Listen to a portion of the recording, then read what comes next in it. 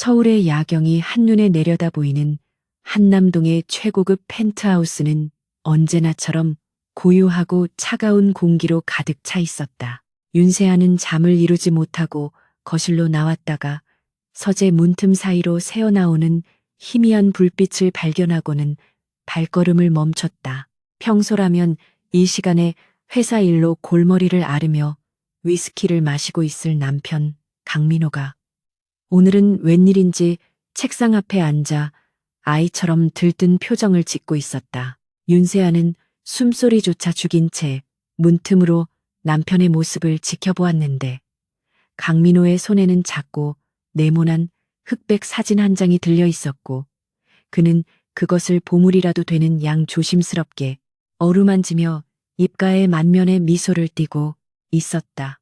그 사진이 무엇인지 알아차리는 순간 윤세아의 심장은 쿵 하고 내려앉았지만 동시에 머릿속은 믿을 수 없을 만큼 차갑게 식어가는 기이한 현상을 경험했다. 그것은 분명 태아의 형체가 희미하게 찍혀 있는 초음파 사진이었고 윤세아는 임신을 한 적이 없었기에 그 사진의 주인은 명백히 이 집안에 존재하지 않는 다른 여자라는 결론이 도출되었다. 강민호는 사진을 내려놓고 휴대전화를 들어 누군가에게 메시지를 보내며 콧노래까지 흥얼거리고 있었는데 그 모습은 윤세아가 지난 결혼 생활 5년 동안 단 한 번도 보지 못한 순수한 환희에 찬 얼굴이었다.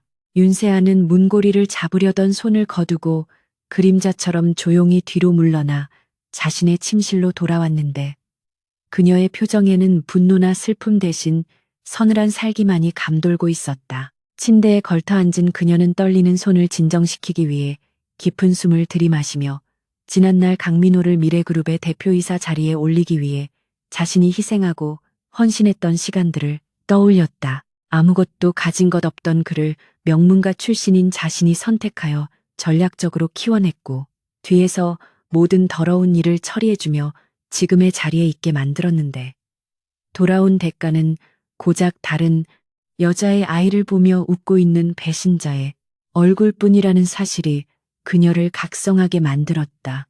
윤세아는 눈물을 흘리는 대신 침대 옆 협탁에 놓인 태블릿 PC를 집어들고 익숙한 손놀림으로 강민호의 비자금 관리 서버에 접속을 시도했다. 새벽 3시가 넘어가고 있었지만 윤세아의 눈동자는 어둠 속에서 맹수처럼 형형하게 빛나고 있었으며 그녀는 강민호가 최근 몇 달간 회사 공금을 횡령하여 추적 불가능한 해외 계좌로 송금한 내역들을 하나하나 훑어보았다. 강민호는 자신이 천재적인 사업 수완으로 회사를 키웠다고 착각하고 있었지만 실상은 윤세아가 구축해 놓은 정교한 시스템 위에서 춤을 추는 꼭두각시에 불과했고 보안 코드조차 윤세아가 설정해준 패턴을 그대로 사용하고 있을 만큼 아니라고 멍청했다. 화면에 떠오른 송금 내역 중에는 강남의 고급 산후조리원 예약금과 서초동의 펜트하우스 매입 계약금이 포함되어 있었는데 이는 그가 새로운 가정을 꾸릴 준비를 이미 완벽하게 끝마쳤음을 의미하는 결정적인 증거였다. 윤세아는 이 모든 자료를 자신의 클라우드 서버로 백업하며 입술을 깨물었는데 피맛이 느껴질 정도로 세게 깨물었음에도 불구하고 고통보다는 끓어오르는 복수심이 온몸을 지배하고 있었다. 그녀는 단순히 이혼을 요구하여 위자료를 챙기는 수준의 복수는 생각조차 하지 않았고 그가 가진 모든 것을 뺏고 철저하게 바닥으로 추락시켜야만 자신의 분노가 가라앉을 것임을 직감했다. 다음 날 아침 식탁에는 여느 때와 다름없이 정갈한 한식과 갓 내린 커피 향이 감돌고 있었고 강민호는 말끔한 슈트 차림으로 나타나 윤세아의 맞은편에 앉았다. 그는 어젯밤에 들뜬 기색을 감추려는 듯 짐짓 근엄한 표정을 지으며 신문을 펼쳐들었지만 윤세아의 예리한 눈썰미는 그의 와이셔츠 소매 끝에 묻어있는 미세한 파운데이션 자국을 놓치지 않았다. 윤세아는 아무런 내색도 하지 않고 우아하게 커피잔을 들어올리며 오늘 일정이 어떻게 되는지 부드러운 목소리로 물었고 강민호는 중요한 투자 미팅이 있어 늦을 것 같다는 뻔한 거짓말을 늘어놓았다. 윤세아는 속으로 비웃음을 삼키며 그의 넥타이를 바로잡아주는 척하며 다가가 귓가에 낮은 목소리로 당신을 믿는다는 말을 속삭였는데 그 순간 강민호의 눈동자가 미세하게 흔들리는 것을 포착했다. 그는 자신이 완벽하게 아내를 속이고 있다고 확신하고 있었겠지만 윤세아는 이미 그의 목을 조여올 올가미를 손에 쥐고 있었으며 그가 안심하고 방심하는 이 순간이야말로 사냥을 시작하기에 가장 적절한 타이밍이었다. 강민호가 출근한 직후 윤세아는 옷방으로 들어가 평소 즐겨 입던 무채색 정장 대신 강렬한 붉은색 실크 블라우스를 꺼내 입고 화려한 액세서리로 치장했다. 거울 속에 비친 그녀의 모습은 남편의 성공을 내조하던 그림자 같은 아내가 아니라 거대한 기업을 집어삼킬 준비가 된 포식자의 모습이었다. 그녀는 차고에 주차된 자신의 세단을 직접 몰고 강남의 번화가를 지나 도심 외곽에 위치한 프라이빗 멤버십 클럽으로 향했는데 그곳은 보안이 철저하여 정재계의 은밀한 회동이 이루어지는 장소였다. 약속 장소인 룸에 들어서자 날카로운 인상의 남자가 먼저 도착해 서류를 검토하고 있었는데 그는 국내 최고의 로펌에서도 승률 100%를 자랑하는 기업 소송 전문 변호사이자 윤세아의 대학 동기인 차도현이었다. 차도현은 윤세아의 등장을 예상했다는 듯 안경을 고쳤으며 가볍게 목례를 했고 윤세아는 자리에 앉자마자 가방에서 태블릿 PC를 꺼내 테이블 위에 올려놓았다. 차도현은 윤세아가 건넨 자료들을 훑어보며 미간을 찌푸리다가 이내 흥미롭다는 듯 입꼬리를 말아 올렸는데 자료의 내용은 상상 이상으로 방대하고 치밀했다. 강민호가 빼돌린 자금의 흐름부터 시작해 차명으로 매입한 부동산 리스트, 그리고 상간녀로 추정되는 인물의 신상 정보까지 모든 것이 완벽하게 정리되어 있었다. 차도현은 강민호가 이렇게까지 허술하게 꼬리를 밟힐 줄은 몰랐다며 혀를 찼고 윤세아는 그가 멍청한 것이 아니라 나를 너무 믿은 탓이라고 차갑게 대꾸했다.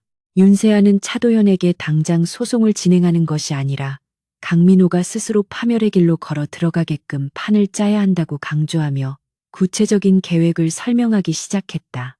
그녀의 계획은 강민호가 무리한 사업 확장을 하도록 유도한 뒤 결정적인 순간에 자금줄을 끊어버리고 횡령 혐의로 고발하여 경영권을 박탈하는 동시에 그가 사랑하는 여자와 아이까지 비참한 상황에 놓이게 만드는 잔혹한 시나리오였다. 차도현은 윤세아의 계획을 들으며 그녀가 가진 냉철한 판단력과 무서운 실행력에 다시 한번 감탄하지 않을 수 없었다. 보통의 의뢰인들은 배우자의 외도 사실을 알게 되면 감정적으로 무너져 내리거나 섣부른 행동으로 증거를 인멸할 기회를 주곤 했지만 윤세아는 달랐다. 그녀는 자신의 감정을 철저히 배제한 채 오로지 효율적이고 파괴적인 결과만을 위해 움직이고 있었으며 이는 그녀가 과거 미래그룹의 전략기획실장으로 재직하던 시절 보여주었던 전설적인 면모를 다시금 떠올리게 했다. 차도현은 그녀의 요구대로 강민호에게 접근할 유령 투자 회사를 설립하고 그를 함정에 빠뜨릴 미끼를 준비하겠다고 약속했다. 윤세아는 찻잔을 내려놓으며 이번 일은 절대로 실패해서는 안 되며 강민호가 길거리로 나앉아 구걸하는 꼴을 보기 전까지는 멈추지 않을 것이라고 단호하게 말했다.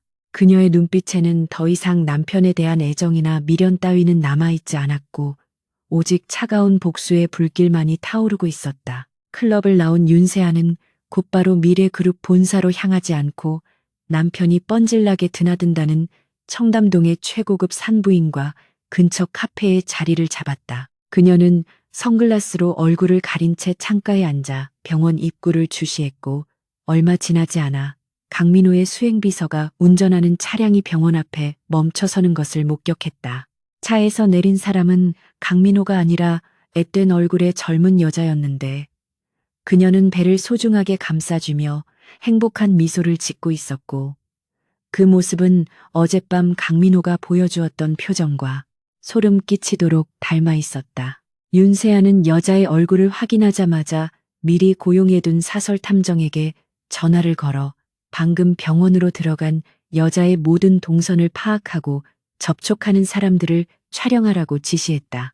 그녀는 여자가 강민호의 비서실에 근무하는 인턴 사원이라는 사실을 이미 알고 있었지만 더 확실하고 추악한 증거를 확보하기 위해 끈기 있게 기다릴 준비가 되어 있었다. 그날 오후 윤세아는 미래그룹 본사 30층에 위치한 대표이사 집무실을 예고 없이 방문하여 강민호를 당황하게 만들었다. 강민호는 회의 중이라는 핑계로 그녀를 돌려보내려 했지만 윤세아는 막무가내로 문을 열고 들어가 소파에 앉아 그를 기다리겠다고 고집을 피웠다. 집무실 안에는 미묘하게 낯선 향수 냄새가 배어 있었고 책상 한 구석에는 급하게 치운 듯한 흔적이 역력했지만 윤세아는 모르는 척하며 창밖의 풍경을 감상했다. 강민호가 허둥지둥 회의를 마치고 들어와 무슨 일로 왔느냐고 물었을 때 윤세아는 부드럽게 웃으며 당신이 요즘 너무 피곤해 보이는 것 같아 보약을 좀 지어왔다고 거짓말을 했다. 강민호는 안도의 한숨을 내쉬며 아내의 내조에 고마워하는 척 연기를 했지만 윤세아는 그의 책상 위에 놓인 결제 서류들을 눈으로 훑으며 그가 현재 추진 중인 신도시 개발 프로젝트의 자금 조달 계획에 치명적인 허점이 있음을 단번에 간파했다. 그녀는 속으로 쾌재를 부르며 이 프로젝트야말로 그를 지옥으로 떨어뜨릴 완벽한 무대가 될 것임을 확신했다. 윤세아는 집무실을 나서며 강민호에게 주말에 열리는 자선 경매 행사에 부부 동반으로 참석해야 한다는 사실을 상기시켰고 강민호는 흔쾌히 알겠다고 대답했다. 엘리베이터에 오른 윤세아는 거울에 비친 자신의 무표정한 얼굴을 바라보며 앞으로 펼쳐질 연극을 머릿속으로 시뮬레이션했다. 주말 행사에는 정재계의 주요 인사들이 모두 모일 것이고 그 자리에서 강민호는 가장 성공한 젊은 CEO이자 가정적인 남편으로 포장되어 스포트라이트를 받을 것이다. 그리고 그 정점에 서 있는 순간에 윤세아는 그가 딛고 서 있는 바닥을 무너뜨리기 위한 첫 번째 단추를 끼울 생각이었다. 그녀는 핸드백 속에서 진동하는 휴대전화를 꺼내 차도현이 보낸 메시지를 확인했는데 거기에는 미끼 투척 완료라는 짧은 문장이 적혀 있었다. 윤세아는 만족스러운 미소를 지으며 엘리베이터 문이 열리자마자 기다리고 있던 비서에게 차가운 목소리로 재무팀장을 자신의 개인 사무실로 은밀히 호출하라고 지시했다. 집으로 돌아온 윤세아는 드레스룸 깊숙한 곳에 보관해 두었던 비밀 금고를 열어 강민호가 결혼 선물로 주었던 다이아몬드 목걸이를 꺼내들었다. 한때는 영원한 사랑의 증표라고 믿었던 그 물건이 이제는 탐욕과 기만의 상징처럼 느껴져 역겨움이 치밀어 올랐다. 그녀는 목걸이를 쓰레기통에 던져버리고 싶은 충동을 억누르며 다가올 자선 경매 행사에 착용하기 위해 화장대 위에 올려놓았다. 적을 속이려면 가장 가까운 곳에서 가장 완벽하게 연기해야 한다는 사실을 누구보다 잘 알고 있는 그녀였기에 감정적인 대응은 사치에 불과했다. 저녁이 되자 강민호가 퇴근하여 돌아왔고 그는 마치 아무 일도 없었던 것처럼 윤세아를 포옹하며 사랑한다고 속삭였다. 윤세아는 그의 등 뒤에서 싸늘한 눈빛을 하면서도 손으로는 그의 등을 토닥이며 다정한 아내의 역할을 완벽하게 수행했다. 이 이중적인 생활이 역겹고 힘들었지만 그가 처참하게 무너지는 꼴을 보기 위해서라면 이 정도의 고통은 얼마든지 감내할 수 있었다. 밤이 깊어지고 강민호가 잠든 후 윤세아는 다시 거실로 나와 와인 한 잔을 따르며 창밖의 어둠을 응시했다. 도시의 불빛들은 여전히 화려하게 빛나고 있었지만 그녀의 마음속은 칠흑 같은 어둠으로 가득 차 있었다. 그녀는 남편을 파멸시키는 것이 단순히 개인적인 복수를 넘어서 정의를 실현하는 과정이라고 스스로를 정당화했다. 강민호는 자신의 능력 밖의 것을 탐하다가 괴물이 되어버렸고 이제 그 괴물을 처단할 수 있는 사람은 오직 그를 만든 자신뿐이라는 사실을 뼈저리게 느끼고 있었다. 그녀는 와인잔을 비우며 다짐했다. 이 싸움이 끝날 때쯤이면 강민호는 자신이 가졌던 모든 것을 잃고 길바닥을 기게 될 것이며 자신은 그 폐허 위에서 새로운 제국을 건설할 것이라고. 윤세아는 마지막으로 태블릿 PC를 켜서 내일 아침 강민호의 책상 위에 올라갈 가짜 투자 보고서를 검토했고, 그 보고서에는 그가 거부할 수 없는 달콤한 독약이 발려 있었다. 이제 주사위는 던져졌고 되돌릴 수 있는 방법은 아무것도 없었다. 화려한 샹들리에가 쏟아내는 인공적인 빛의 홍수 속에서 윤세아는 완벽하게 세공된 보석처럼 차갑게 빛나고 있었다. 서울 시내의 특급 호텔 그랜드 볼룸에서 열린 자선 모금 갈라 파티는 대한민국 상위 1%라 자부하는 이들의 허영심을 채우기 위한 거대한 연극 무대와 다를 바 없었다.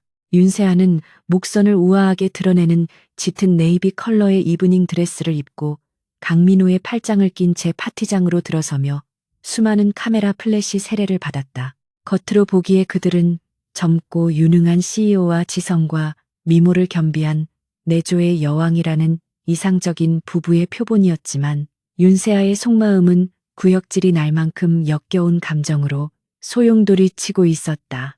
강민호는 사람들의 시선이 집중되자 한껏 고무된 표정으로 아내의 허리를 감싸 안으며 다정한 남편 코스프레에 열을 올렸는데 윤세아는 그 손길이 닿는 부분마다 소름이 돋아나는 것을 느끼며 필사적으로 표정을 관리해야만 했다. 그녀의 눈은 웃고 있었지만 그 시선은 파티장 곳곳을 훑으며 남편의 숨겨진 정부이자 비서인 이수진의 그림자를 찾고 있었다. 파티장 한 구석에는 행사 진행을 돕기 위해 차출된 미래그룹 비서실 직원들이 대기하고 있었는데 그들 틈에서 유독 눈에 띄는 여자가 한 명 있었다. 단정하지만 몸매를 은근히 강조하는 검은색 원피스를 입은 이수진은 멀리서도 강민호에게 뜨거운 시선을 보내고 있었고 강민호 역시 사람들과 인사를 나누는 척하며 교묘하게 그녀 쪽으로 눈길을 주곤 했다. 윤세아는 샴페인 잔을 들어 입술을 축이며 그 뻔뻔하고 저급한 눈빛 교환을 놓치지 않고 포착했다. 남편이 자신을 기만하고 있다는 사실을 알면서도 모른 척 연기하는 것은 엄청난 인내심을 요구하는 일이었지만 윤세아는 지금 당장의 감정 폭발보다 더 잔혹하고 확실한 파멸을 원했기에 끓어오르는 분노를 차가운 이성으로 억누를 수 있었다. 그녀는 강민호에게 잠시 화장실을 다녀오겠다고 말한 뒤 우아한 걸음걸이로 이수진이 서 있는 방향으로 천천히 다가갔다. 이수진은 사모님인 윤세아가 다가오자 당황한 기색을 감추지 못하고 허둥지둥 고개를 숙였지만 그 떨리는 손끝에서는 숨길 수 없는 불안감이 묻어나왔다. 윤세아는 이수진 앞에 멈춰서서 그녀를 위아래로 훑어보았는데 그 시선은 경멸이나 질투가 아닌 마치 도축을 앞둔 가축을 감정하는 듯한 건조하고 서늘한 것이었다. 이수진은 감히 고개를 들지 못한 채 발끝만 내려다보고 있었고 윤세아는 부드럽지만 뼈가 있는 목소리로 비서실 직원들이 고생이 많다며 덕분에 남편이 회사 일에만 전념할 수고 있어 고맙다는 말을 건넸다. 그 말 속에는 네가 무슨 짓을 하고 있는지 다 알고 있다는 무언의 경고가 담겨 있었지만 어리석은 이수진은 그것을 단순한 격려로 받아들이고 안도의 숨을 내쉬었다. 윤세아는 그녀의 볼록한 아랫배를 잠시 응시하다가 의미심장한 미소를 지으며 건강관리에 유의하라는 말을 덧붙이고는 자리를 떴다. 이수진은 윤세아의 뒷모습을 바라보며 알 수 없는 오한을 느꼈지만 곧 강민호와 주고받은 메시지를 확인하며 자신이 승리자라는 착각 속에 빠져들었다. 윤세아는 화장실 거울 앞에서 자신의 완벽한 가면을 점검하며 이수진이 뱃속의 아이를 무기로 강민호를 조종하려 든다는 사실을 역이용할 계획을 구체화했다. 파티가 무르익어갈 무렵 윤세아는 강민호를 자연스럽게 정재계의 거물들이 모여있는 VIP 라운지로 이끌었다. 그곳에는 평소 강민호가 줄을 대고 싶어 안달이 났던 거대 투자 자문사의 대표와 국토개발부 고위 관료들이 와인잔을 기울이며 은밀한 대화를 나누고 있었다. 윤세아는 특유의 친화력과 해박한 경제 지식을 발휘하여 대화의 주도권을 잡았고 강민호를 유능한 사업가로 포장하여 그들에게 소개했다. 그녀는 교묘하게 대화의 주제를 최근 정부가 주력하고 있는 스마트시티 건설 프로젝트와 메타버스 플랫폼 사업으로 유도했는데, 이는 강민호가 평소에 관심은 있었지만 자금력 부족과 기술적 한계로 엄두를 내지 못하던 분야였다. 투자 자문사 대표가 윤세아의 식견에 감탄하며 미래그룹이 이 분야에 진출한다면 전폭적인 지지를 아끼지 않겠다고 말하자 강민호의 눈동자는 탐욕으로 번들거기 시작했다. 윤세아는 이때를 놓치지 않고 남편을 치켜 세우며 그가 이미 내부적으로 혁신적인 프로젝트를 구상 중이라고 거짓 정보를 흘려 판을 키웠다. 집으로 돌아오는 차 안에서 강민호는 흥분을 감추지 못하고 윤세아에게 아까 말한 프로젝트가 정말 가능성이 있겠느냐고 물었다. 윤세아는 창밖을 바라보던 시선을 거두고 짐짓 우려 섞인 표정으로 그 사업은 수익성은 확실하지만 초기 투자 비용이 막대하고 위험 부담이 커서 당신이 감당하기 힘들 수도 있다고 도발했다. 강민호의 자존심을 긁는 이 한마디는 그를 자극하기에 충분했고 그는 자신이 그 정도 그릇도 안 되는 줄 아느냐며 발끈했다. 윤세아는 못 이기는 척 태블릿 PC를 꺼내 며칠 전 조작해둔 가상의 사업 계획서인 프로젝트 넥서스 파일을 보여주었다. 그 계획서는 겉보기에는 완벽한 수익 구조와 미래 가치를 담고 있었지만 실상은 천문학적인 자금을 블랙홀처럼 빨아들이고 공중분해될 구조적 결함을 숨기고 있는 독이 든 성배였다. 강민호는 화려한 그래프와 수치에 현혹되어 당장 이 프로젝트를 추진하겠다고 선언했고 윤세아는 속으로 쾌재를 부르며 겉으로는 신중하게 검토해보라고 조언하는 척했다. 다음 날 아침 윤세아는 강민호보다 일찍 일어나 서재에서 남편의 법인 인감과 개인 인감증명서를 몰래 복사하고 위치를 확인해 두었다. 그녀는 이미 차도연 변호사를 통해 유령 투자 회사인 제우스 캐피탈을 설립해둔 상태였고 이 회사는 강민호에게 거액의 자금을 빌려줄 유일한 구세주이자 저승사자가 될 예정이었다. 강민호는 출근하자마자 임원회의를 소집하여 프로젝트 넥서스의 추진을 공표했고 반대하는 임원들의 의견을 묵살하며 독단적인 결정을 내렸다. 그는 윤세아가 심어놓은 정보에 따라 이 프로젝트가 성공하면 자신이 그룹 내에서 확고한 지배력을 갖게 될 뿐만 아니라 막대한 비자금을 조성하여 이수진과 새로운 출발을 할 수 있을 것이라고 굳게 믿고 있었다. 윤세아는 회사 내부 전산망을 통해 회의 내용을 실시간으로 모니터링하며 강민호가 자신의 시나리오대로 움직이고 있음을 확인하고는 차도현에게 작전 개시를 알리는 메시지를 보냈다. 며칠 뒤 강민호는 자금 조달에 난항을 겪자 예상대로 윤세아에게 도움을 요청해왔다. 기존의 금융권에서는 위험성을 이유로 대출을 거절했기 때문에 그는 벼랑 끝에 몰린 심정이었고 윤세아는 기다렸다는 듯이 자신의 지인이 운영하는 사모펀드를 소개해 주겠다고 제안했다. 강민호는 의심 없이 그 제안을 받아들였고 윤세아는 그를 제우스 캐피탈의 대표로 위장한 배우와 만나게 주선했다. 강남의 한 고급 일식집에서 이루어진 미팅에서 위장 대표는 까다로운 조건을 내걸며 강민호를 압박했는데 그 조건은 바로 강민호가 보유한 미래그룹의 주식 전량을 담보로 제공하고 만약 기한 내에 원리금을 상환하지 못할 경우 경영권을 포기한다는 각서를 쓰는 것이었다. 평소라면 절대 하지 않았을 위험한 계약이었지만 이미 프로젝트의 성공을 확신하고 눈이 먼 강민호는 윤세아의 부추김과 자신의 욕망에 굴복하여 계약서에 도장을 찍고 말았다. 강민호가 계약을 체결하고 돌아온 날 밤 그는 이수진을 자신의 오피스텔로 불러들여 샴페인을 터뜨리며 자축 파티를 벌였다. 윤세아는 탐정을 통해 도청한 그들의 대화 내용을 이어폰으로 들으며 서재에 앉아 차가운 홍차를 마시고 있었다. 강민호는 이수진에게 이제 곧 세상이 내 발 아래 놓일 것이며 그때가 되면 이혼하고 너와 아이를 호적에 올리겠다고 호언장담하고 있었고 이수진은 감격에 겨워 울먹이고 있었다.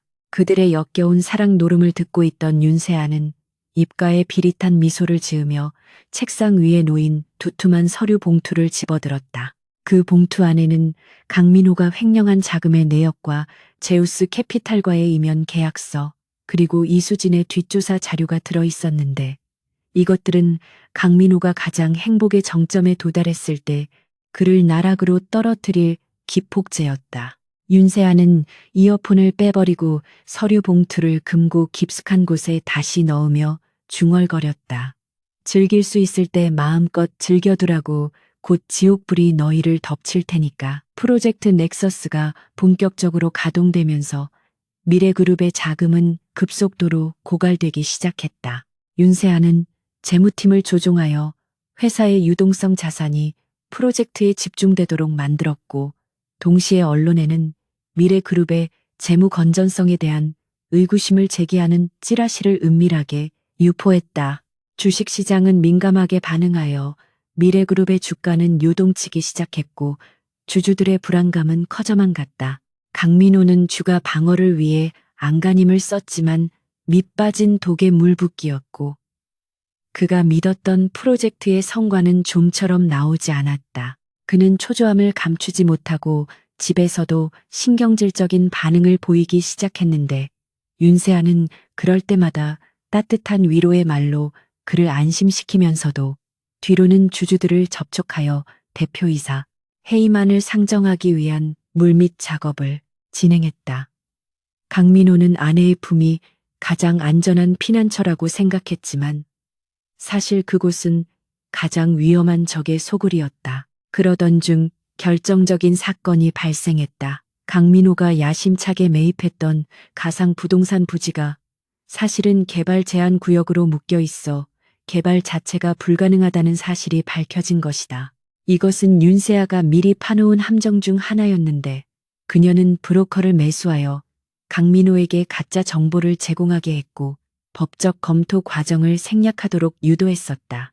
이 소식이 언론에 대서특필되자 미래그룹의 주가는 하한가로 곤두박질 쳤고, 채권단은 즉각적인 채무 상환을 요구하며 본사로 들이닥쳤다. 강민호는 사색이 되어 윤세아에게 전화를 걸었지만 그녀는 일부러 전화를 받지 않고 호텔 스위트룸에서 차도연과 함께 상황을 지켜보고 있었다. 텔레비전 화면 속에는 기자들에게 둘러싸여 곤혹스러워하는 강민호의 모습이 생중계되고 있었고, 윤세아는 그 모습을 보며 와인잔을 부딪혔다. 이제 사냥감은 덫에 완전히 걸려들었고 남은 것은 숨통을 끊어놓는 일뿐이었다. 강민호는 절망적인 상황에서 마지막 희망으로 제우스 캐피탈에 상환기한 연장을 요청했지만 돌아온 답변은 냉혹했다. 계약 조건에 따라 담보로 제공된 주식의 처분 권한을 행사하겠다는 통보와 함께 즉시 퇴거 명령이 떨어진 것이다. 그는 그제야 자신이 무언가 거대한 음모에 휘말렸음을 직감했지만 그 배후에 자신의 아내가 있다는 사실은 꿈에도 상상하지 못했다. 그는 이수진에게 전화를 걸어 위로를 받으려 했지만 상황이 심상치 않게 돌아가는 것을 눈치챈 이수진조차 연락을 피하고 있었다.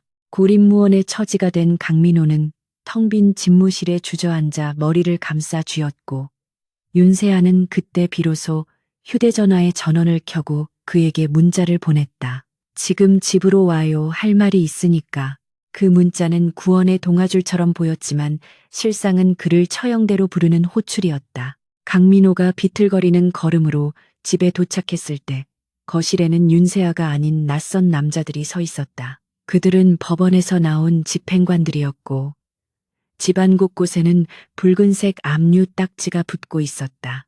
강민호가 이게 무슨 짓이냐고 소리치자 윤세아가 침실에서 천천히 걸어 나왔는데 그녀의 표정은 그가 한 번도 보지 못한 냉혹함 그 자체였다.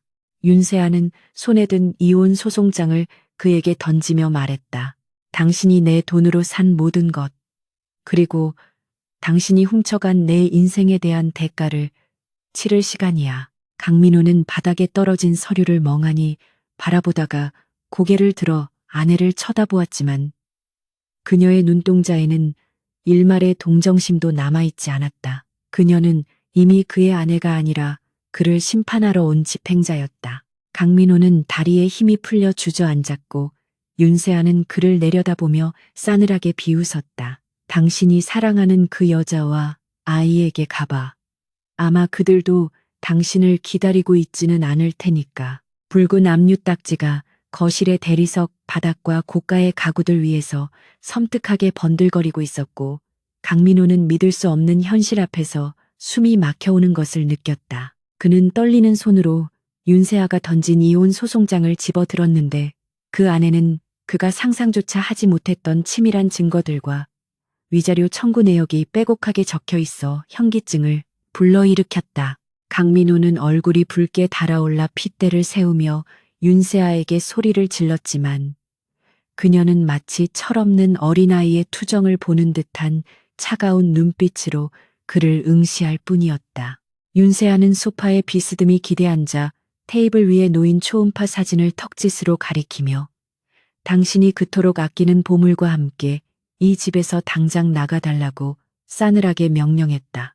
그 사진은 강민호가 서재에 몰래 숨겨두었던 것이었는데 그것이 윤세아의 손에 있다는 사실은 그가 더 이상 변명할 여지가 없음을 의미하는 사형 선고와도 같았다. 강민호는 순간적으로 말문이 막혔지만 이내 끓어오르는 분노를 주체하지 못하고 윤세아에게 달려들려 했으나 어디선가 나타난 건장한 경호원들이 그의 팔을 억세게 붙잡아 제지했다. 경호원들에게 질질 끌려 현관 밖으로 내동댕이 쳐진 강민호는 닫힌 문을 주먹으로 내리치며 고래고래 소리를 질렀지만 안에서는 아무런 대답도 들려오지 않았다. 그는 입고 있던 양복 상의가 찢어지고 머리가 헝클어진 채로 복도에 주저앉아 거친 숨을 몰아쉬었는데 지나가던 이웃들이 경멸 어린 시선으로 그를 쳐다보며 수군거리는 소리가 귓가에 윙윙거렸다.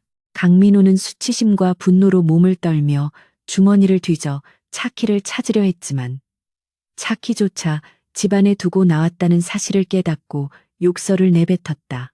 그는 바지 주머니에 있던 지갑에서 법인카드를 꺼내 택시를 잡으려 했으나 카드 단말기에서 거래 정지라는 안내 음성이 흘러나와 택시 기사에게 모욕적인 말을 듣고 쫓겨나는 신세가 되었다. 대한민국 굴지의 기업 대표였던 자신이 하루아침에 택시비조차 없는 빈털터리 신세로 전락했다는 사실이 믿기지 않아 그는 길가에 서서 허탈한 웃음을 터뜨리다가 이내 악에 바친 비명을 질러댔다. 결국 그는 수행비서에게 전화를 걸어 자신을 데리러 오라고 고함치듯 명령했고 비서가 도착할 때까지 어둠 속에서 이를 갈며 윤세아에 대한 복수를 다짐했다. 비서의 차를 타고 강남의 오피스텔로 향하는 동안 강민호는 헝클어진 머리를 대충 정리하며 이수진에게 어떻게 설명해야 할지 머리를 굴렸다. 그는 자신이 완전히 망했다는 사실을 인정하고 싶지 않았고 이수진에게만큼은 여전히 능력 있고 강력한 남자로 보이고 싶은 헛된 자존심이 남아 있었다. 오피스텔에 도착한 그는 비밀번호를 누르고 들어가 거실 소파에 앉아 텔레비전을 보고 있던 이수진을 와락 껴안으며 거짓말을 늘어놓기 시작했다. 그는 윤세아가 자신의 재산을 노리고 말도 안 되는 소송을 걸어왔으며 잠시 자금이 동결되었을 뿐 금방 해결될 일이라고 큰소리쳤다.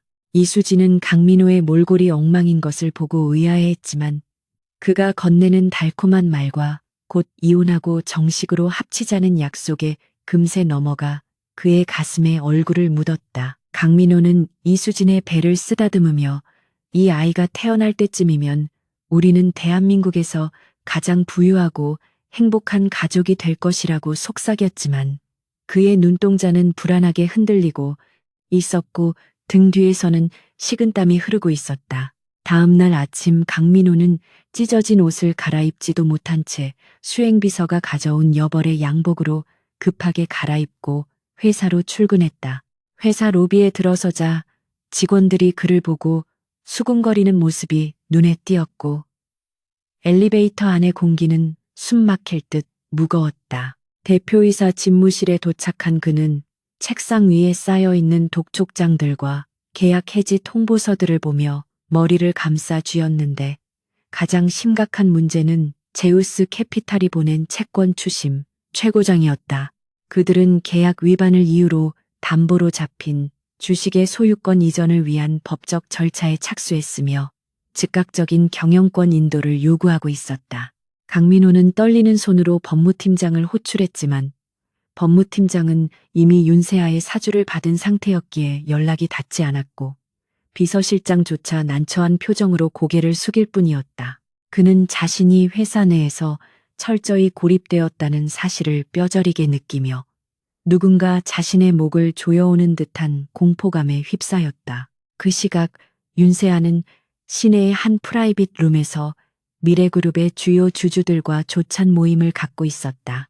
그녀는 단아하면서도 카리스마 넘치는 정장 차림으로 주주들에게 강민호의 횡령 증거와 방만 경영 실태를 적나라하게 공개하며 그가 회사를 이끌 자격이 없음을 설득했다.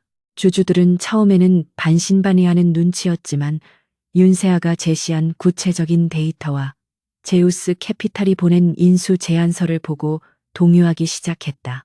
윤세아는 지금 강민호를 해임하지 않으면 여러분의 주식은 휴지 조각이 될 것이라고 경고하며 자신이 새로운 경영진을 구성하여 회사를 정상화하겠다는 청사진을 제시했다. 그녀의 논리 정연한 설명과 확신에 찬 태도에 주주들은 고개를 끄덕이며 강민호 해임안에 동의하는 서명을 하기 시작했다. 윤세아는 서명된 서류들을 챙겨 넣으며 입가에 옅은 미소를 지었는데 그것은 사냥감이 덫에 걸려 발버둥 치는 모습을 지켜보는 사냥꾼의 여유로운 미소였다. 그녀는 이제 마지막 일격을 가하기 위해 차도현 변호사에게 전화를 걸어 다음 단계인 이수진에 대한 압박을 시작하라고 지시했다. 점심시간이 되자 이수진은 강민호가 준 블랙카드를 들고 백화점 명품관으로 향했다. 그녀는 최근 스트레스를 쇼핑으로 풀고 있었고 강민호가 곧 모든 문제를 해결해 줄 것이라는 맹목적인 믿음을 가지고 있었다. 그녀는 신상품으로 나온 수백만 원짜리 핸드백을 고르고 점원에게 카드를 건넸지만 잠시 후 점원은 난처한 표정으로 돌아와 한도 초과로 결제가 되지 않는다고 말했다. 이수진은 그럴 리가 없다며 다시 한번 긁어보라고 소리쳤지만 결과는 마찬가지였고 뒤에 서 있던 다른 손님들의 비웃음 섞인 시선을 느끼며 얼굴이 홍당무처럼 달아올랐다. 그녀는 황급히 다른 카드를 꺼냈지만 그 카드들마저 모두 거래가 정지된 상태였고 결국 빈손으로 매장을 도망치듯 빠져나와야 했다. 수치심에 눈물이 맺힌 그녀는 강민호에게 전화를 걸어 따지려 했지만 강민호는 회의 중이라며 전화를 받지 않았고 그녀는 불길한 예감이 엄습해 오는 것을 느끼며 택시를 타고 회사로 향했다. 회사에서는 강민호가 자금 마련을 위해 사방팔방으로 전화를 돌리고 있었지만 그 누구도 그에게 돈을 빌려주려 하지 않았다. 금융권에는 이미 그가 파산 직전이라는 소문이 퍼져 있었고 평소 형님 동생하며 지내던 기업가들도 그의 연락을 피하기 급급했다. 강민호는 최후의 수단으로 사채업자에게 연락을 취했지만 그마저도 윤세아가 미리 손을 써둔 탓에 거절당하거나 터무니없는 고금리를 요구받았다. 절망에 빠진 강민호가 위스키 병을 들어 병째로 들이키고 있을 때 이수진이 비서들의 재질을 뿌리치고 집무실로 들이닥쳤다. 이수진은 울먹이며 카드가 모두 막혔다고 하소연했고 강민호는 머리가 터질 것 같은 상황에서 그녀의 철없는 투정이 짜증스럽게 느껴졌다. 그는 술기운에 이수진에게 소리를 지르며 지금 회사가 망하게 생겼는데 가방 타령이나 하고 있냐고 윽박질렀고 이수진은 처음 보는 그의 폭력적인 모습에 겁을 먹고 뒷걸음질 쳤다. 두 사람 사이에 고성이 오가는 가운데 집무실의 문이 열리고 윤세아가 차도현 변호사를 대동하고 당당하게 들어섰다.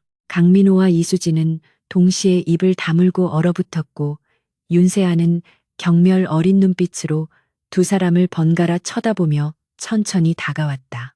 윤세아는 테이블 위에 두툼한 서류 뭉치를 던져 놓으며 이것이 당신들이 저지른 불법 행위에 대한 고소장이라고 차분하게 설명했다. 그 서류에는 강민호의 횡령 및 배임 혐의뿐만 아니라 이수진이 법인카드를 사적으로 유용한 내역과 회사 기밀을 빼돌린 정황까지 상세하게 기록되어 있었다. 이수진은 사색이 되어 무릎을 꿇고 윤세아에게 빌기 시작했지만 윤세아는 그녀를 거들떠보지도 않고 강민호에게 시선을 고정했다. 윤세아는 당신에게 남은 시간은 얼마 없으니 변호사를 선임하든 도망을 가든 알아서 하라고 말하고는 뒤도 돌아보지 않고 집무실을 나갔다. 강민호는 바닥에 주저앉은 이수진과 테이블 위에 고소장을 번갈아 보며 짐승 같은 울부짖음을 토해냈다. 윤세아의 방문 이후 미래그룹 내에서는 강민호의 시대가 끝났다는 인식이 기정사실화되었고 임원들은 줄을 서서 윤세아에게 충성 맹세를 하기 시작했다. 윤세아는 그들을 받아주면서도 철저하게 옥석을 가려내어 자신의 사람들을 요직에 배치하는 인사단행을 준비했다. 그녀는 회사의 썩은 부분을 도려내고 완전히 새로운 조직으로 탈바꿈시키기 위한 대대적인 구조조정 계획을 수립하고 있었으며 그 중심에는 투명 경영과 윤리 경영이라는 기치가 세워져 있었다. 강민호는 자신의 손발이 하나씩 잘려나가는 것을 무력하게 지켜보아야 했고 그가 할 수 있는 일은 집무실에 틀어박혀 술을 마시는 것뿐이었다. 그는 한때 자신이 왕이라고 착각했지만 이제는 왕좌에서 쫓겨나 처형을 기다리는 폐위된 왕에 불과했다. 밤이 깊어가고 도시의 불빛이 하나둘 꺼져갈 때 강민호의 집무실 창가에는 그의 초라한 그림자만이 어른거리고 있었다. 며칠 뒤 법원으로부터 강민호와 이수진에게 출석 요구서가 날아들었고 언론은 재벌가 CEO의 불륜과 횡령 스캔들을 대서특필하기 시작했다. 방송국 카메라들이 회사 앞과 이수진의 오피스텔 앞에 진을 치고 있었고 강민호는 회사 밖으로 한 발자국도 나갈 수 없는 감금 상태나 다름없는 처지가 되었다. 그는 인터넷 뉴스 댓글에 달린 자신에 대한 비난과 조롱을 읽으며 극심한 스트레스를 받았고 급기야 환청이 들리는 등 정신적으로 피폐해지기 시작했다. 이수진 역시 기자들의 집요한 추적에 시달리며 강민호를 원망하기 시작했고 두 사람 사이에는 돌이킬 수 없는 균열이 생겨났다.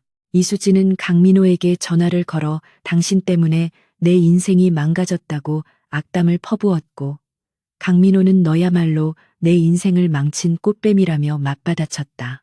사랑이라는 이름으로 포장되었던 그들의 분류는 탐욕과 이기심의 바닥을 드러내며 추악하게 무너져 내리고 있었다. 결국 이수진은 살 길을 찾기 위해 윤세아에게 연락을 취해 만나달라고 애원했다. 그녀는 자신이 가진 강민호의 비리 증거를 넘기는 조건으로 선처를 호소하려는 얄팍한 계산을 하고 있었다. 윤세아는 그녀의 제안을 듣고 코웃음을 쳤지만 그녀가 가진 증거가 강민호를 더욱 확실하게 매장시키는데 도움이 될 것이라고 판단하여 만남을 수락했다. 한강이 내려다 보이는 으슥한 주차장에서 만난 이수진은 초췌한 모습으로 윤세아의 차 조수석에 올라탔다. 그녀는 떨리는 손으로 USB 메모리를 건네며 제발 자신만은 소송에서 빼달라고 눈물로 호소했다.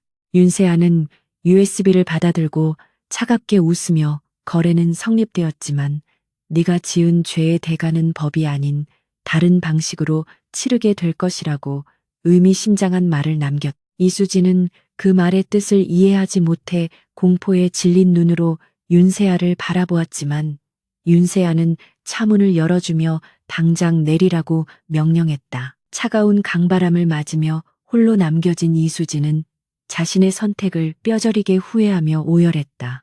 한편 강민호는 최후의 발악으로 자신이 가진 마지막 히든카드인 비자금 계좌를 열기 위해 스위스 은행 담당자에게 연락을 취했다. 그 계좌에는 그가 만약을 대비해 숨겨둔 수백억 원의 자금이 들어 있었고 그것만 있다면 해외로 도피하여 재기할 수 있을 것이라는 희망을 품고 있었다. 하지만 수화기 너머로 들려온 담당자의 목소리는 절망적이었다. 이미 해당 계좌는 불법 자금 세탁 혐의로 동결되었으며 국제수사공조 요청에 따라 모든 정보가 한국 검찰로 넘어갔다는 것이었다. 강민호는 믿을 수 없는 소식에 휴대전화를 떨어뜨리고 말았다. 그 계좌의 존재를 아는 사람은 오직 자신뿐이라고 생각했는데 도대체 누가 어떻게 알았단 말인가. 그때 그의 머릿속에 스치고 지나가는 사람이 있었다. 결혼 초기에 그가 자랑삼아 비자금 관리 방법에 대해 떠벌릴 때 옆에서 조용히 미소 짓던 윤세아의 얼굴이었다. 그는 그제야 자신이 윤세아라는 거대한 손바닥 위에서 놀아나고 있었음을 완벽하게 깨달았다. 이제 강민호에게 남은 것은 아무것도 없었다. 돈도 명예도 사랑도 가족도 모두 신기루처럼 사라져버렸고 남은 것은 차가운 쇠창살과 비난의 화살뿐이었다. 그는 텅 빈 집무실 바닥에 누워 천장을 바라보며 허탈한 웃음을 흘렸다.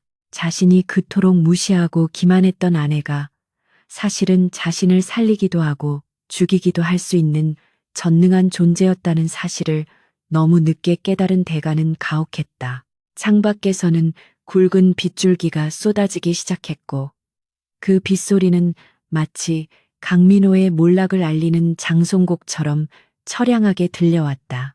내일이면 임시 주주총회가 열릴 것이고 그 자리에서 그는 공식적으로 해임될 것이다. 하지만 강민호는 그 자리에 나갈 용기조차 남아있지 않았다. 그는 책상 서랍을 열어 수면제를 꺼내 들었다가 다시 내려놓기를 반복하며 긴 밤을 지새웠다. 그의 제국은 무너졌고 그 폐허 속에서 그는 길 잃은 어린아이처럼 울고 있었다. 다음 날 아침 대한민국 경제 뉴스의 헤드라인은 미래그룹의 핵심 사업인 프로젝트 넥서스가 사실상 실체 없는 사기극에 불과하다는 충격적인 보도로 도배되었다. 윤세아가 언론사에 제보한 내부 자료에 따르면 개발 예정지로 홍보되었던 부지는 환경보호구역으로 지정되어 있어 애초에 삽을 뜰 수조차 없는 땅이었으며 투자금의 대부분은 이미 공중으로 증발해버린 상태였다. 이 소식이 전해지자마자 주식시장은 패닉에 빠져 투매 물량이 쏟아져 나왔고 미래그룹의 시가총액은 반토막이 나버렸다. 강민호가 머물고 있는 오피스텔 앞에는 분노한 소액 주주들과 취재진이 몰려들어 인산인해를 이루었으며 그들은 강민호의 이름을 부르며 나오라고 고래고래 소리를 지르고 있었다.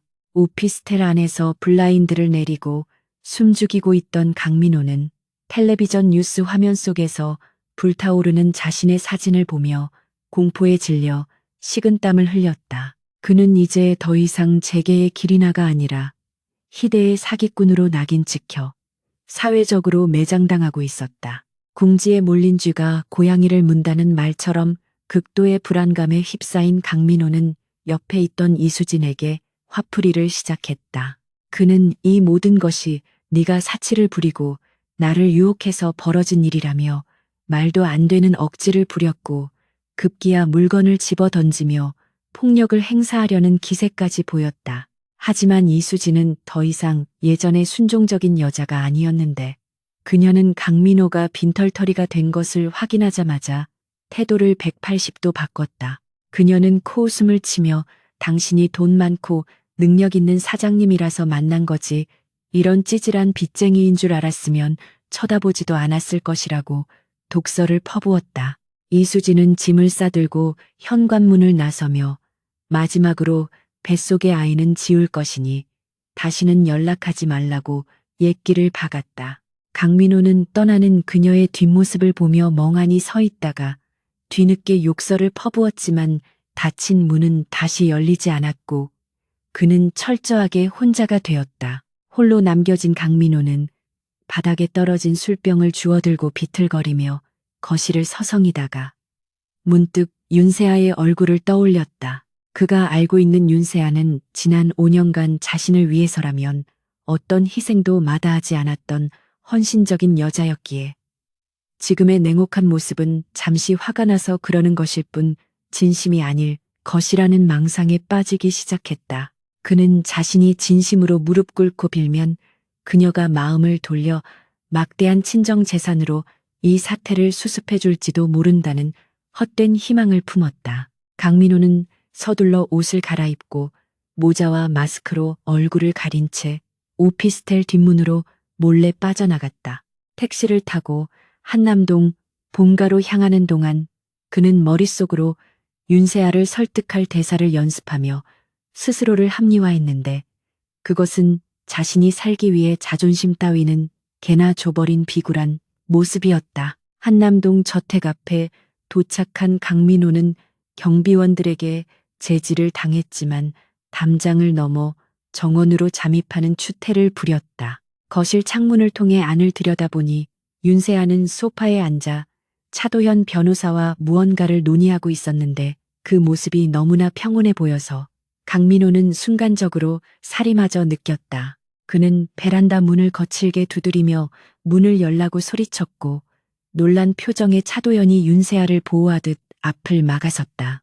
윤세아는 잠시 그를 응시하다가 경호원들을 부르려는 차도현을 제지하고 천천히 일어나 베란다 문을 열어주었다. 흑투성이가 된 강민호가 거실로 뛰어들어와 윤세아의 바짓가랑이를 잡고 무릎을 꿇었는데 그의 입에서는 사랑한다거나 미안하다는 말 대신 돈을 융통해달라는 비명 같은 애원이 먼저 터져나왔다. 윤세아는 자신의 다리에 매달린 그를 벌레 보듯 내려다보며 차가운 침묵을 지켰다. 강민호는 눈물 콧물을 흘리며 한 번만 살려주면 평생 죽은 듯이 살겠다고 맹세했고 이수진과는 이미 끝난 사이라며 뻔뻔하게 둘러댔다. 그는 자신이 감옥에 가면 회사는 완전히 망하게 될 것이고 당신도 피해를 보지 않겠냐며 말도 안 되는 논리로 협박 아닌 협박을 늘어놓았다. 윤세아는 그의 말이 끝나기를 기다렸다가 테이블 위에 놓여있던 서류 한 장을 그에게 던져주었다. 그것은 주식 포기 각서와 이혼 합의서였는데 조건은 강민호가 가진 모든 지분을 윤세아에게 양도하고 경영 일선에서 완전히 물러나는 것이었다. 윤세아는 낮고 건조한 목소리로 이 서류에 서명하면 횡령 혐의에 대한 고소는 취하해 줄 수도 있다며 마지막 자비를 베푸는 척했다. 강민호는 떨리는 손으로 서류를 집어들고 내용을 읽어내려 갔는데 그것은 사실상 노예 계약이나 다름없는 굴욕적인 조건들이었지만 지금 당장 감옥행을 피할 수 있는 유일한 동아줄이기도 했다. 갈등하는 강민호를 보며 차도현 변호사는 시계를 보며 주주총회가 시작되기까지 2시간밖에 남지 않았다고 압박했다. 강민호는 서류와 윤세아의 얼굴을 번갈아 보며 이를 악물었는데 그는 여전히 자신이 회사의 주인이라는 착각에서 벗어나지 못하고 있었다. 그는 벌떡 일어나 윤세아의 멱살을 잡으려 했지만 며칠간 굶고 술에 절어있는 그의 몸은 윤세아의 가벼운 손짓에도 맥없이 밀려나고 말았다. 윤세아는 바닥에 넘어진 그에게 다가가 귓가에 속삭였다. 당신이 그토록 자랑하던 프로젝트 넥서스의 설계자가 바로 나라는 걸 아직도 모르겠어.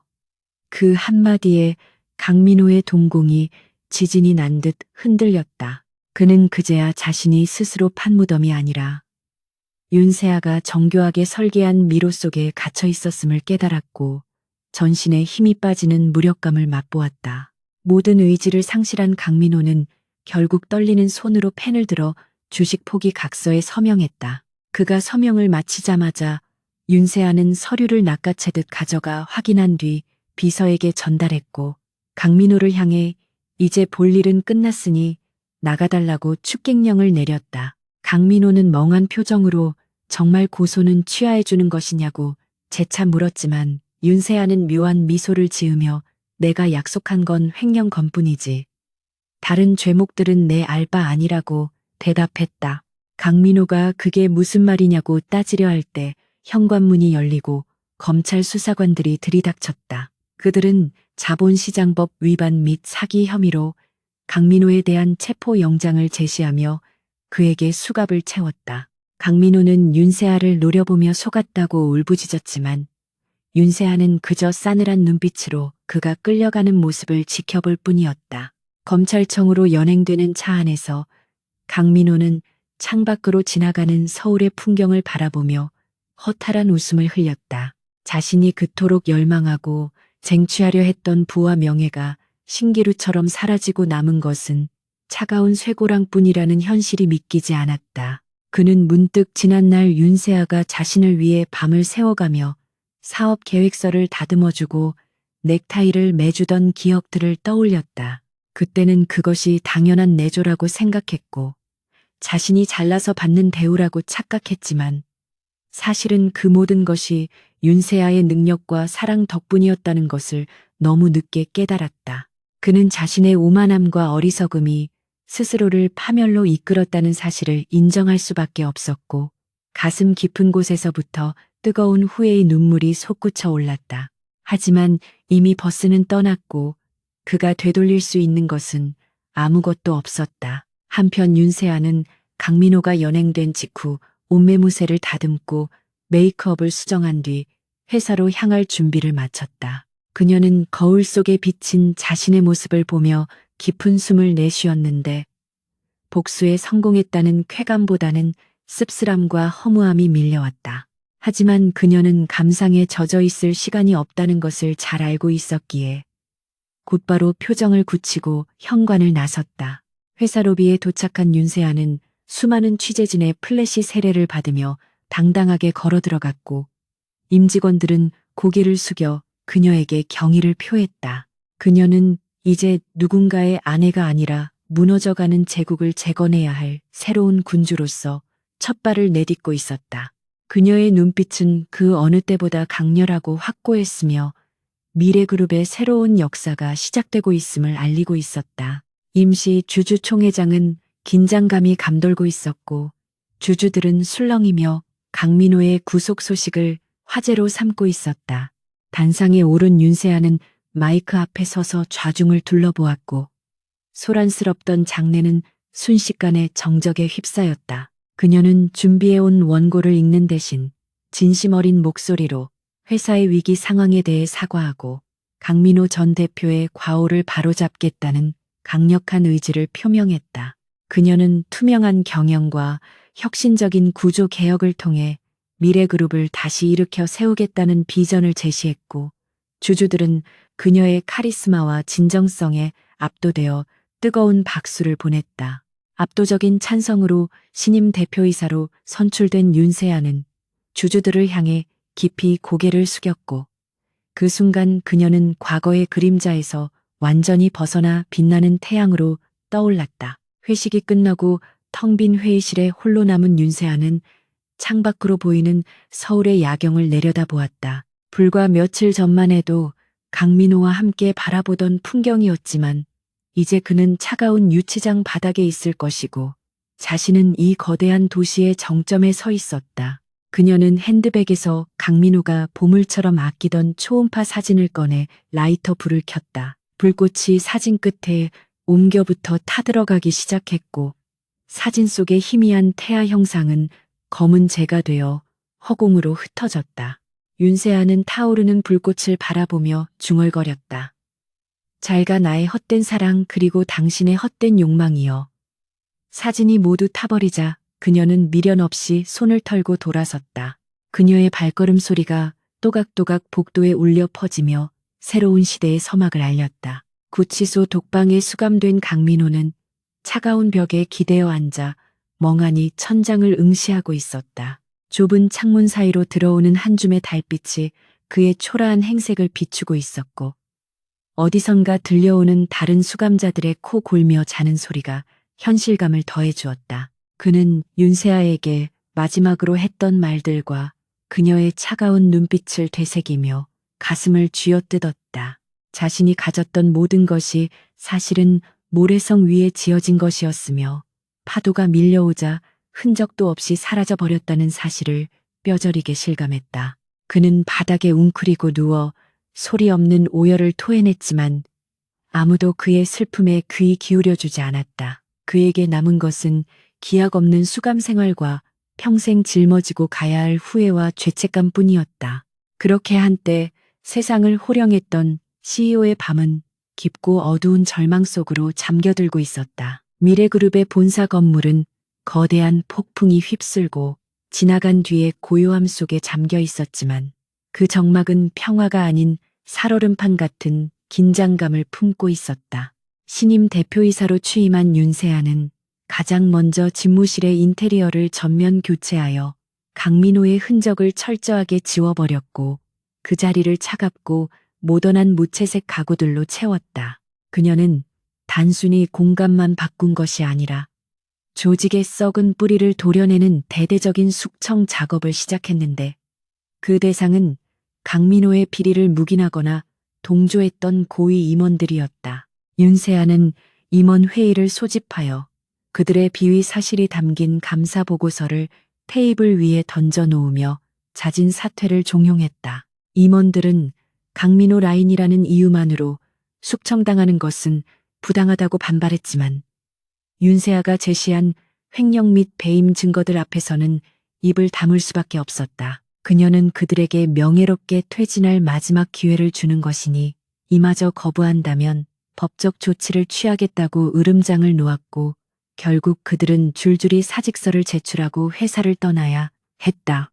회사의 체질 개선이 진행되는 동안 구치소에 수감된 강민호는 하루하루 말라가며 다가올 재판을 기다리고 있었다.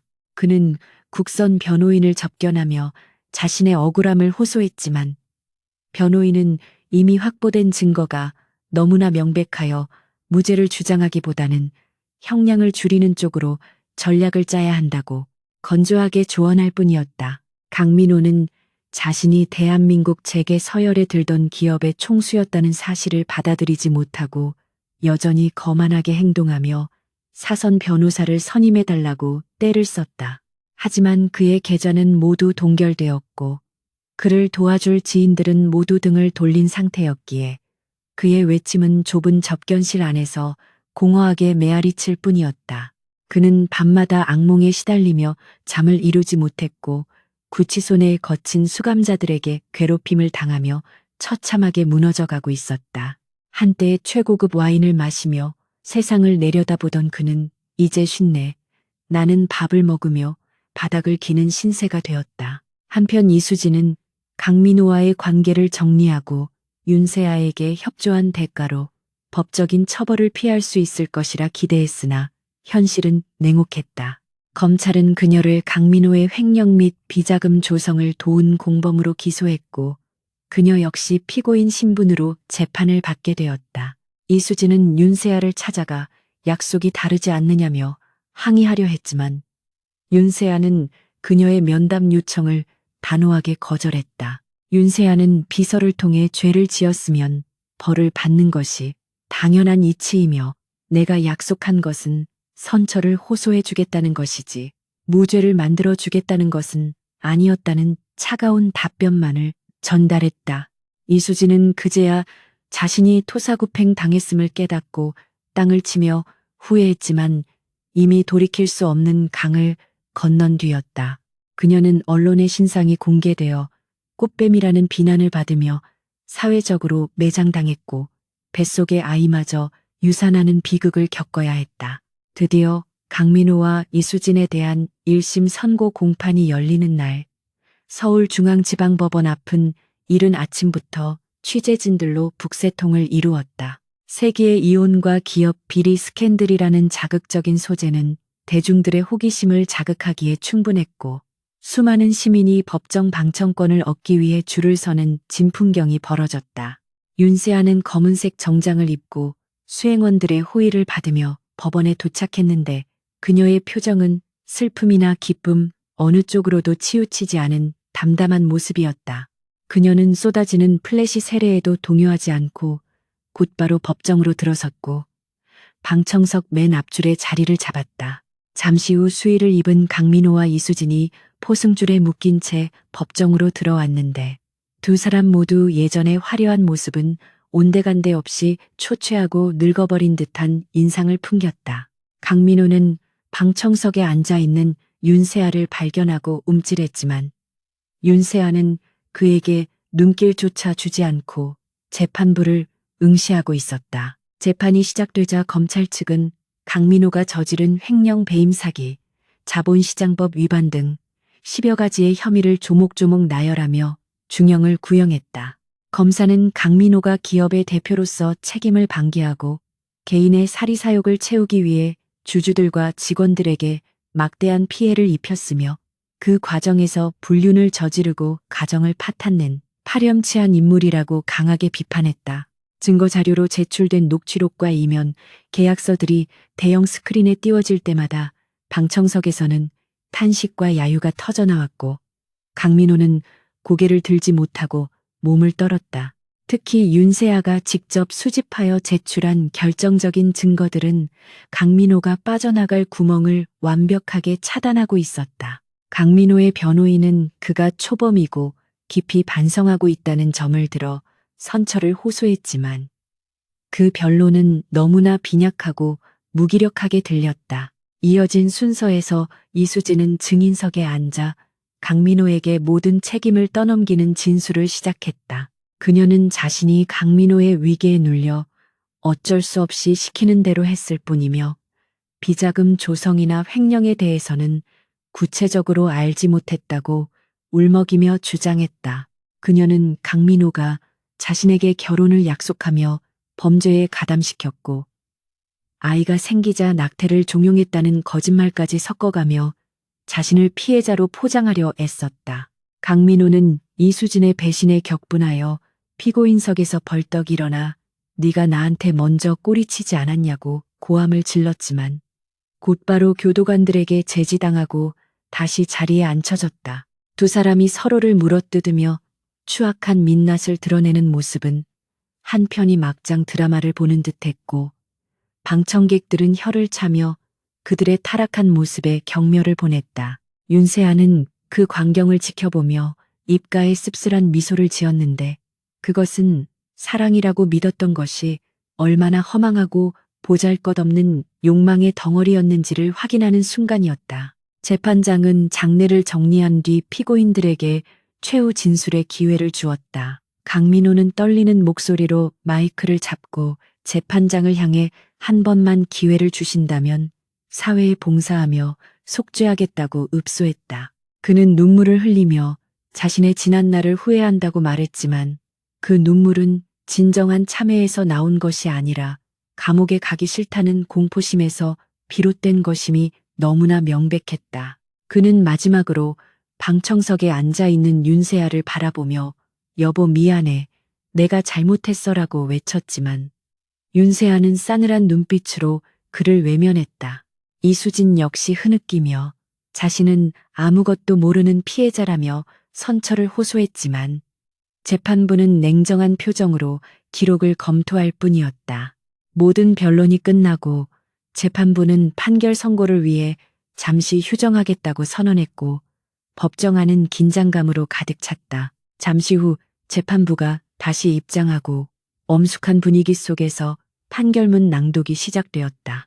재판장은 피고인 강민호에 대해 기업 경영의 투명성을 훼손하고 시장 경제 질서를 교란하였으며 그 죄질이 매우 불량하고 반성의 기미가 보이지 않는다며 징역 12년의 중형을 선고했다.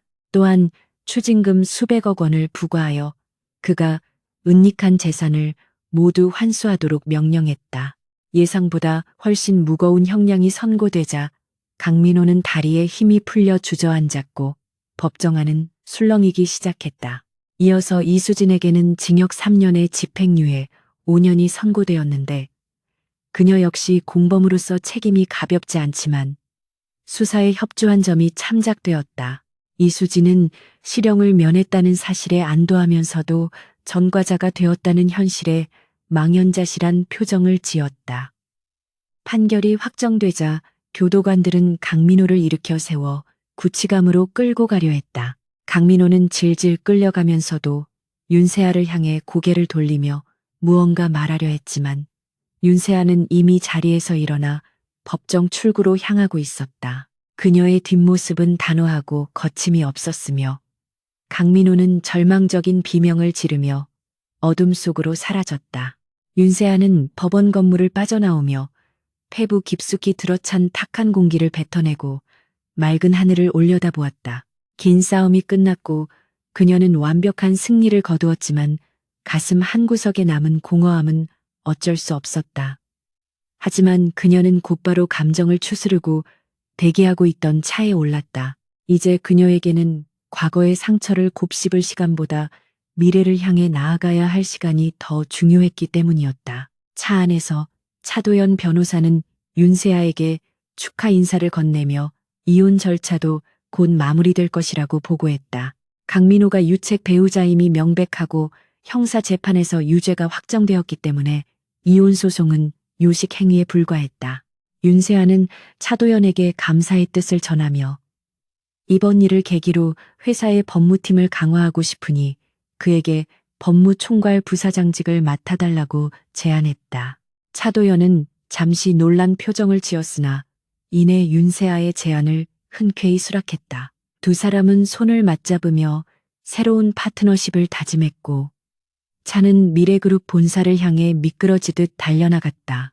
윤세아는 창밖으로 스쳐 지나가는 서울의 풍경을 보며 이제야 비로소 온전한 자신의 삶을 되찾았다는 안도감을 느꼈다. 회사로 돌아온 윤세아는 곧바로 대회의실로 이동하여 긴급 기자회견을 열었다. 그녀는 수많은 카메라 앞에서 강민호 전 대표의 개인적인 일탈에 대해 사과하고 앞으로 미래그룹이 나아갈 새로운 비전을 발표했다. 그녀는 윤리 경영을 최우선 가치로 삼고 사회적 책임을 다하는 기업으로 거듭나겠다고 약속하며 대중들의 신뢰를 회복하기 위해 고개를 숙였다. 기자들은 그녀의 진정성 있는 태도와 구체적인 쇄신안에 대해 긍정적인 반응을 보였고 주식시장도 즉각적으로 반응하여 미래그룹의 주가는 급반등하기 시작했다. 윤세아는 위기를 기회로 바꾸는 탁월한 리더십을 보여주며 재계의 새로운 아이콘으로 떠올랐다. 그날 밤 윤세아는 텅 빈 펜트하우스로 돌아와 혼자만의 시간을 가졌다. 그녀는 와인 한 잔을 들고 테라스에 서서 도시의 야경을 바라보았다. 저 멀리 어둠 속에 잠겨있는 구치소 쪽을 바라보며 그녀는 강민호와의 지난 시간들을 조용히 떠나보냈다. 사랑했던 기억도 증오했던 기억도 이제는 모두 지나간 과거일 뿐이었다. 그녀는 와인잔을 들어 건배를 제의하듯 허공에 부딪히며 나지막이 속삭였다. 안녕 강민호, 영원히 내 인생에서 사라져줘서 고마워. 그녀는 와인을 한 모금 마시고 돌아섰다. 거실의 불빛이 따뜻하게 그녀를 감쌌고 그녀의 얼굴에는 비로소 편안한 미소가 번지고 있었다. 이제 그녀의 앞에는 누구의 방해도 받지 않는 눈부신 미래만이 펼쳐져 있었다. 며칠 후 윤세아는 이수진이 살던 오피스텔이 경매로 넘어갔다는 소식을 전해 들었다. 이수진은 위자료와 손해배상금을 갚기 위해 모든 재산을 처분하고 지방의 유흥업소를 전전한다는 소문이 돌고 있었다. 윤세아는 그 소식을 듣고도 아무런 감정의 동요를 느끼지 못했다. 그녀에게 복수는 상대를 파멸시키는 것에서 끝나는 것이 아니라 자신이 그들보다 더 높고 빛나는 곳에 서는 것으로 완성되는 것이었다.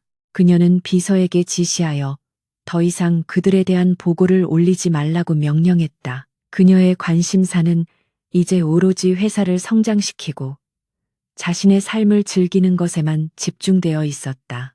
그녀는 주말에 계획된 해외 출장 일정을 점검하며 설레는 마음으로 가방을 꾸리기 시작했다. 그것은 도피가 아닌 새로운 세계로의 도약을 위한 준비였다. 계절이 4번 바뀌고 다시 봄이 찾아왔을 때 미래그룹은 윤세아의 지휘 아래 완전히 새로운 기업으로 탈바꿈해 있었다. 과거 강민호가 주도했던 문어발식 확장 사업들은 모두 정리되었고 회사는 친환경 에너지와 바이오 산업이라는 신성장 동력을 장착하여 제2의 전성기를 맞이하고 있었다.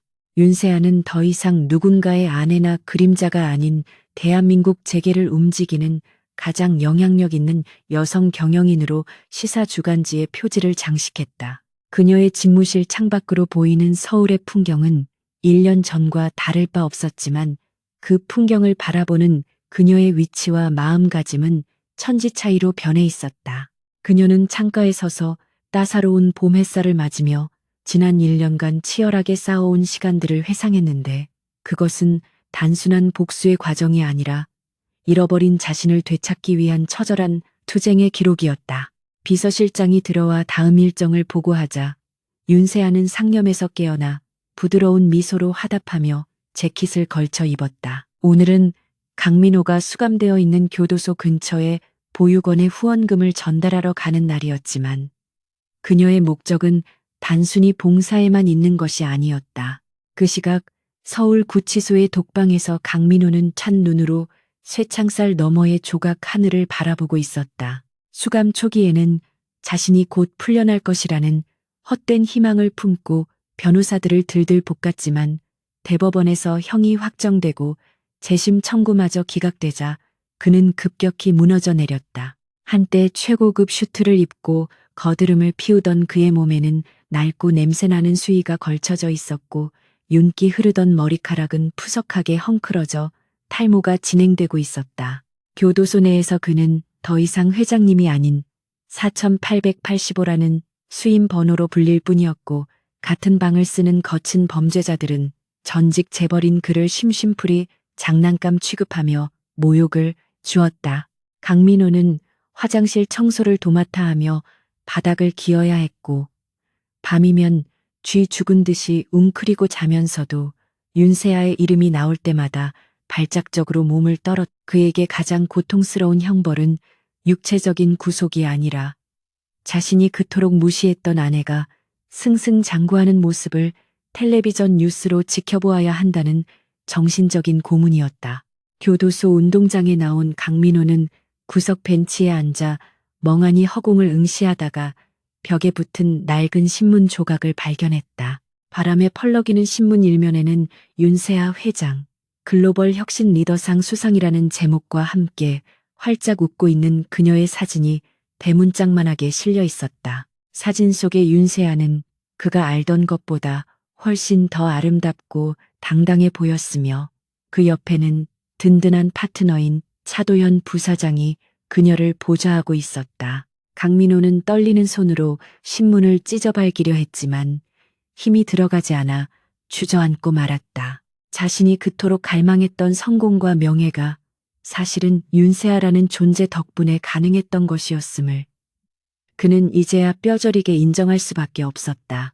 그는 자신의 손바닥을 내려다보며 후회의 눈물을 흘렸지만 그 눈물을 닦아줄 사람은 이 좁은 감옥 안에 아무도 없었다. 한때 그를 사랑한다고 속삭였던 이수진조차 면회는커녕 편지 한 통 보내지 않았고 철저하게 그를 잊고 자신의 살 길을 찾아 떠나버린 뒤였다. 이수진은 지방의 한 소도시에서 작은 식당의 종업원으로 일하며 하루하루를 연명하고 있었다. 그녀는 집행유예로 풀려난 뒤 서울에서의 삶을 정리하고 도망치듯 이곳으로 내려왔지만 과거의 꼬리표는 끈질기게 그녀를 따라다녔다. 인터넷에 박제된 그녀의 신상 정보와 불륜녀라는 낙인은 그녀가 새로운 직장을 구하거나 사람을 사귀는 것을 불가능하게 만들었고 그녀는 마스크와 모자로 얼굴을 가린 채 숨어 지내야 했다. 식당 텔레비전에서 윤세아의 인터뷰가 나올 때마다 그녀는 설거지를 하던 손을 멈추고 멍하니 화면을 바라보았다. 화면 속에 윤세아는 너무나 눈부시고 고귀해 보여서 이수진은 질투조차 느낄 수 없었고 그저 자신이 얼마나 어리석은 선택을 했는지만을 곱씹으며 자괴감에 빠졌다. 뱃속에 아이를 유산하고 남은 것은 망가진 몸과 빚더미뿐인 그녀에게 강민호와의 사랑은 찬란했던 추억이 아니라 지우고 싶은 끔찍한 악몽일 뿐이었다. 윤세아는 보육원 후원 행사를 마치고 돌아오는 길에 차도연에게 잠시 차를 세워달라고 부탁했다. 차가 멈춘 곳은 강민호와 신혼생활을 시작했던 한강변의 낡은 아파트 단지 앞이었다. 지금은 재개발이 확정되어 텅 빈 폐허로 변해버린 그곳은 윤세아의 20대와 30대의 추억이 고스란히 묻혀있는 장소였다. 그녀는 차에서 내려 녹슨 놀이터 그네를 바라보며 강민호와 함께 미래를 꿈꾸며 나누었던 맹세들을 떠올렸다. 그때는 가난해도 행복했고 서로를 믿으며 세상과 싸울 용기가 있었지만 돈과 권력이라는 괴물은 그 순수했던 사랑을 집어삼키고 파멸로 이끌었다. 윤세아는 씁쓸한 표정을 지으며 핸드백에서 강민호와 찍었던 마지막 결혼 기념일 사진을 꺼냈다. 사진 속의 두 사람은 웃고 있었지만 그 눈빛은 서로 다른 곳을 향하고 있었고 그것이 비극의 시작이었음을 그때는 미처 알지 못했다. 그녀는 사진을 반으로 찢어 쓰레기통에 버리며 중얼거렸다. 이제 정말 끝이야. 안녕, 나의 아픈 청춘. 차도연은 윤세아의 곁에 조용히 다가와 그녀의 어깨에 코트를 덮어주며 이제 그만 가자고 부드럽게 말했다. 윤세아는 고개를 돌려 차도연을 바라보았는데 지난 1년간 가장 가까운 곳에서 자신을 지켜주고 힘이 되어준 그의 존재가 새삼 크게 느껴졌다. 차도현은 강민호처럼 화려한 언변이나 쇼맨십은 없었지만 언제나 묵묵히 행동으로 보여주는 사람이었고 윤세아는 그에게서 진정한 신뢰와 안정감을 느낄 수 있었다. 그녀는 차도연의 팔을 가볍게 잡으며 고맙다고 말했고 차도연은 쑥스러운 듯 미소를 지으며 앞으로도 계속 당신 곁에 있을 것이라고 대답했다. 두 사람 사이에 흐르는 따뜻한 기류는 비즈니스 파트너 이상의 감정을 예고하고 있었지만 그들은 서두르지 않고 천천히 서로에게 스며들고 있었다. 윤세아는 이제 더 이상 사랑에 목숨 걸고 희생하는 바보 같은 여자가 아니었으며 자신의 가치를 알아주는 사람과 동등하게 마주 보는 법을 배웠기 때문이다. 며칠 뒤 윤세아는 이혼 소송의 마지막 절차를 마무리하기 위해 가정법원을 찾았다. 강민호는 수감 중이라 대리인이 출석했고 절차는 싱거울 정도로 간단하게 끝났다. 판사가 이혼 성립을 선언하고 의사봉을 두드리는 순간 윤세아는 가슴속에 얹혀있던 거대한 바위가 사라지는 듯한 해방감을 느꼈다. 법원을 나오는 그녀의 발걸음은 날아갈 듯 가벼웠고 하늘은 그 어느 때보다 파랗고 높게 느껴졌다. 기자들이 몰려들어 이혼 심경과 앞으로의 계획을 물었지만 윤세아는 그저 미소만 지을 뿐 아무런 대답도 하지 않았다. 그녀의 침묵은 100마디 말보다 더 강한 긍정의 메시지였으며 이제 과거의 굴레에서 완전히 벗어나 온전한 윤세아로 다시 태어났음을 세상에 선포하는 것이었다.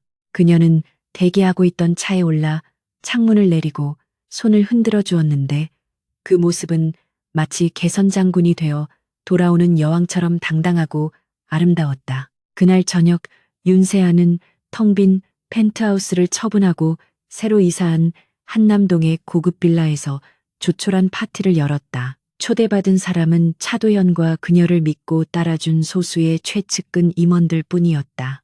그들은 와인 잔을 부딪히며 회사의 성공과 윤세아의 새로운 출발을 축하했고 분위기는 화기애애했다. 윤세아는 테라스로 나와 밤하늘의 별을 바라보며 와인을 한 모금 마셨다. 문득 강민호가 들고 있던 초음파 사진이 떠올랐지만 이제는 분노나 배신감이 아닌 아련한 연민의 감정만이 남아 있었다. 그녀는 그 가짜 사진이 역설적으로 자신을 진짜 삶으로 인도해준 나침반이었다고 생각하며 쓴웃음을 지었다. 만약 그 사진을 보지 못했다면 그녀는 여전히 기만과 거짓 속에서 허우적대며 서서히 말라 죽어갔을지도 모를 일이었다. 그녀는 밤바람에 실려오는 꽃향기를 맡으며 자신에게 주어진 두 번째 인생을 그 누구보다 멋지게 살아내겠다고 다짐했다. 1년 후 미래그룹은 글로벌 기업과의 합작 투자를 성공시키며 세계 시장으로 뻗어나갔고 윤세아는 아시아를 대표하는 여성 CEO로 선정되어 타임지 표지를 장식했다. 그녀의 성공 스토리는 드라마와 영화로 제작될 정도로 화제를 모았고 그녀는 수많은 여성들의 롤모델이 되었다. 반면 강민호는 교도소 내에서 지병이 악화되어 병동으로 이송되었지만 아무도 그를 찾아오지 않아 쓸쓸하게 병상에 누워 있어야 했다. 그는 텔레비전에 나오는 윤세아의 모습을 보며 하염없이 눈물을 흘리다가 결국 후회와 고독 속에서 정신을 놓아버리고 말았다. 의사는 그가 치매 초기 증상을 보이고 있다고 진단했고 그는 가끔 허공을 향해 여보 잘못했어 라고 중얼거리는 비참한 노인으로 전락했다. 윤세아는 비서로부터 그 소식을 전해 들었지만 병원비를 익명으로 지원해 주라고 지시했을 뿐 끝내 그를 찾아가지는 않았다. 그녀에게 강민호는 이미 죽은 사람이나 다름없었고 산송장이 된 그를 확인 사살하는 것은 의미 없는 일이었기 때문이다. 어느 맑은 가을날, 윤세아는 차도연과 함께 인천공항 출국장에 서 있었다. 두 사람은 유럽으로 장기 출장을 떠나는 길이었지만 그들의 표정은 일하러 가는 사람이라기보다는 여행을 떠나는 연인처럼 설레 보였다.